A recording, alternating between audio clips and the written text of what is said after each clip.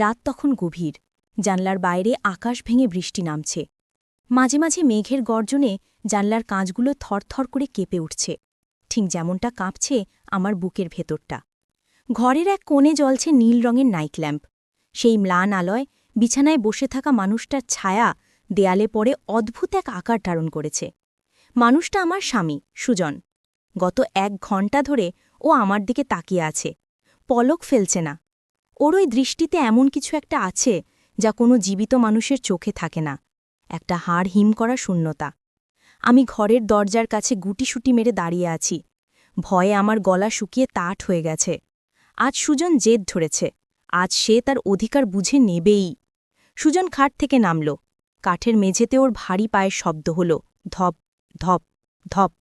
আমার দিকে এগিয়ে আসছে ও। আমি চিৎকার করতে চাইলাম, কিন্তু গলা দিয়ে কোনো স্বর বের হল না। ও আমার খুব কাছে এসে দাঁড়াল। ও শরীর থেকে একটা ভ্যাপসা গন্ধ আসছে, অনেকটা বাসি ফুলের গন্ধের সাথে পচা মাংসের গন্ধ মিশলে যেমন হয়। ও ফিসফিস করে বলল, সুনয়না, আর কতদিন? আমরা স্বামী স্ত্রী, কেন আমাকে এভাবে দূরে ঠেলে দাও? আমার ছোঁয়া কি তোমার এতই ঘৃণার? আমি কাঁদতে কাঁদতে বললাম, কাছে এসো না সুজন, দোহাই তোমার, দূরে থাকো। সুজন আমার কথা শুনল না, আমার হাতটা খপ করে ধরল। ওর হাতটা বরফের মতো ঠান্ডা। সেই ঠান্ডা স্রোত আমার শিরা উপশিরা দিয়ে হৃৎপিণ্ডে গিয়ে আঘাত করল। আপনারা হয়তো ভাবছেন, স্বামীর স্পর্শে কেন আমি এমন আঁতকে উঠছি, কেন আমি এমন পাগল পাগল আচরণ করছি? আসলে এই ভয়ের কারণ লুকিয়ে আছে 3 মাস আগের এক অভিশপ্ত বিকেলে। সুজনের সাথে আমার পরিচয় কলেজ জীবনে। সেখান থেকেই প্রেম। ও ছিল ভীষণ প্রাণবন্ত একটা ছেলে। আমাকে ছাড়া ও যেন কিছুই বুঝত না। 3 বছরের সম্পর্কের পর আমাদের 2 পরিবার বিয়েটা মেনে নেয়। বিয়ের দিন ঠিক হলো, চারদিকে উৎসবের আমেজ। কিন্তু বিয়ের ঠিক 2 দিন আগের ঘটনা। সুজন বাইক নিয়ে আসছিল আমার সাথে দেখা করতে। উল্টো দিক থেকে আসা একটা লরি নিয়ন্ত্রণ হারিয়ে সব থচনচ করে দিল। খবরটা শুনে যখন আমি হাসপাতালে পৌঁছাই, তখন সব শেষ। ডাক্তাররা মাথা নিচু করে দাঁড়িয়েছিলেন। সুজনের সারা শরীর রক্তে মাখামাখি, ওর পালস পাওয়া যাচ্ছিল না। আমি পাগলের মতো ওর নিথর দেহের ওপর ঝাঁপিয়ে পড়েছিলাম। চিৎকার করে বলেছিলাম, তুমি আমাকে ছেড়ে যেতে পারো না সুজন, তোমাকে ফিরতেই হবে। তারপরই ঘটল সেই অলৌকিক ঘটনা। মর্গে নিয়ে যাওয়ার ঠিক আগ মুহূর্তে সুজনের আঙুল নড়ে উঠল। ডাক্তাররা অবাক হয়ে গেলেন। মনিটরে আবার হৃৎস্পন্দন ফিরে এলো। সবাই বলল, এ এক মিরাক্কেল, সাক্ষাৎ ঈশ্বরের আশীর্বাদ। সুজন ফিরে এলো, সুস্থ হয়ে উঠল অবিশ্বাস্য দ্রুত গতিতে। নির্ধারিত দিনেই আমাদের বিয়ে হলো। সবাই কত আনন্দ করল, কিন্তু কেউ জানল না হাসপাতাল থেকে যে সুজন ফিরে এসেছে সে আমার সুজন নয়, সে অন্য কিছু। বিয়ের পর ফুলশয্যার রাতে আমি খাটে বসেছিলাম। সুজন ঘরে ঢুকল। ওকে ভীষণ ক্লান্ত দেখাচ্ছিল। ও এসেই আমার পাশে শুয়ে পড়ল। আমি লজ্জায় লাল হয়ে অপেক্ষা করছিলাম, কিন্তু সুজন কোনো কথা বলল না। কিছুক্ষণের মধ্যেই ও গভীর ঘুমে তলিয়ে গেল। আমি ওর গায়ের চাদরটা ঠিক করে দিতে গেলাম। যেই ওর গলায় আমার হাত লাগল, আমি চমকে উঠলাম। ভীষণ ঠান্ডা, এসি চলছে না ঘরে, অথচ ওর শরীরটা মনে হচ্ছে ডিপ ফ্রিজ থেকে বের করা হয়েছে। আমি ওর নাকের কাছে হাত দিলাম।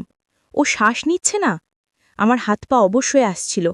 আমি ভাবলাম ও হয়তো ঘুমের মধ্যে মারা গেছে। আমি চিৎকার করে সবাইকে ডাকতে যাব, ঠিক তখনই সুজন চোখ মেলল। সেই চোখ, ঘোলাটে ধূসর রঙের মণি। ও আমার দিকে তাকিয়ে হাসল, বলল, কি হলো সুনয়না, ঘুমাওনি? আমি তোতলামি করে বললাম, তোমার বুকে হার্টবিট।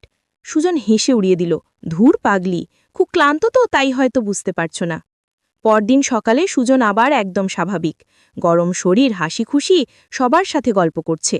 আমার মনে হলো আমি হয়তো গতরাতে দুঃস্বপ্ন দেখেছি। কিন্তু দ্বিতীয় রাতেও একই ঘটনা ঘটল। মাঝরাতে ওর শরীর ঠান্ডা হয়ে যায়, শ্বাস বন্ধ হয়ে যায়, আর আমি লক্ষ্য করলাম আমাদের পোষা কুকুরটা সুজনকে দেখলেই ভয়ে ল্যাজ গুটিয়ে খাটের নিচে লুকোয়। যে কুকুরটা সুজনকে ছাড়া এক মুহূর্ত থাকত না, সে এখন ওর ছায়াও মারাতে চায় না। আমি বুঝতে পারছিলাম কিছু একটা ভয়ঙ্কর অমিল ঘটছে। কাউকে বলতে পারছিলাম না, কেউ বিশ্বাস করবে না। শেষমেশ আমি এক পরিচিত তান্ত্রিক বাবার কাছে গেলাম। তিনি সব শুনে দীর্ঘক্ষণ চোখ বন্ধ করে রইলেন। তারপর যা বললেন তা শুনে আমার পায়ের তলার মাটি সরে গেল। তিনি বললেন, মা, তুমি যার সাথে সংসার করছ সে জীবিত নয়। ওই অ্যাক্সিডেন্টেই ওর মৃত্যু হয়েছিল, কিন্তু তোমার প্রতি ওর ভালোবাসা এতটাই তীব্র ছিল যে ওর আত্মা শরীর ছাড়তে পারেনি। ও নিজেও জানে না যে ও মৃত। ও একটা লিভিং ডেড বা জীবন্ত লাশ হয়ে ঘুরে বেড়াচ্ছে। আমি কেঁদে ফেললাম। উপায় জানতে চাইলাম। তান্ত্রিক বাবা কড়া গলায় সাবধান করলেন, খুব সাবধানে থেকো। ও যতদিন জানবে না ও মৃত, ততদিনও শান্ত থাকবে। কিন্তু সাবধান, কোনোভাবেই ওর সাথে শারীরিক মিলন হতে দিও না। স্বামী স্ত্রীর মিলন হলো আত্মার মিলন। যেদিন তোমরা এক হবে, যেদিন ও তোমার শরীরের সম্পূর্ণ উষ্ণতা পাবে, সেদিন ওর মধ্যে সুপ্ত প্রেতাত্মা জেলে উঠবে। ও বুঝতে পারবে ওই জগতের নয়। আর তখন ও একা যাবে না, ও তোমাকে সঙ্গে নিয়ে যাবে। ওর অতৃপ্ত আত্মা তোমাকে ছিঁড়ে খুঁড়ে ফেলবে।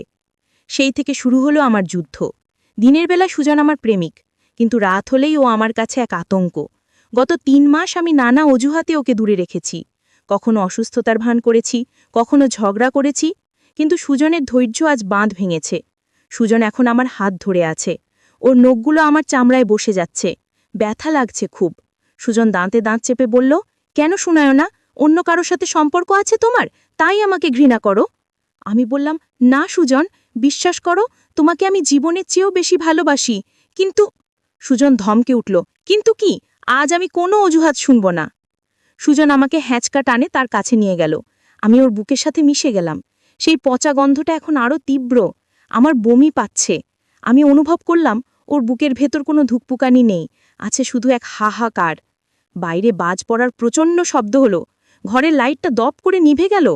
এখন শুধু জানলার বাইরে থেকে আসা বিদ্যুতের ঝলকানি মাঝে মাঝে ঘরটাকে আলোকিত করছে। সেই আলোয় আমি দেখলাম সুজনের মুখটা পাল্টাচ্ছে। ওর চামড়াগুলো যেন কুঁচকে যাচ্ছে, চোখের মণি দুটো উল্টে গেছে।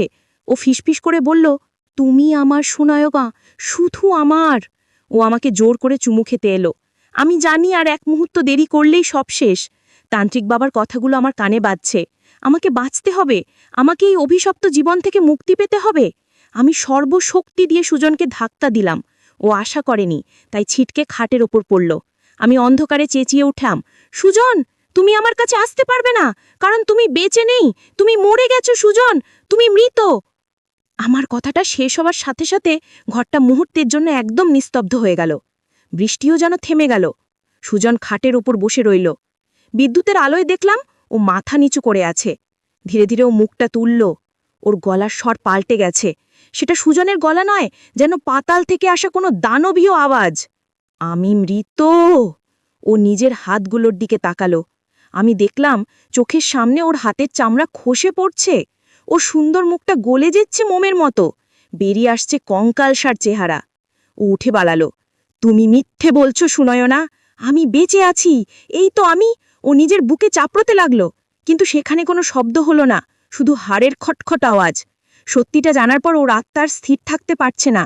ওর শরীরটা পৌঁছতে শুরু করেছে দ্রুত গতিতে। ও আমার দিকে এগিয়ে এলো, এবার ভালোবাসতে নয়, ধ্বংস করতে। তুমি আমাকে সত্যিটা কেন বললে? আমি তো তোমাকে নিয়েই থাকতে চেয়েছিলাম। এখন আমাকে চলে যেতে হবে, কিন্তু তোমাকে রেখে যাব না। আমি দৌড়ে দরজার দিকে গেলাম। দরজা বন্ধ, খুলছে না। সুজন, না, ওই কঙ্কালসার প্রেতাত্মাটা আমার ঠিক পেছনে।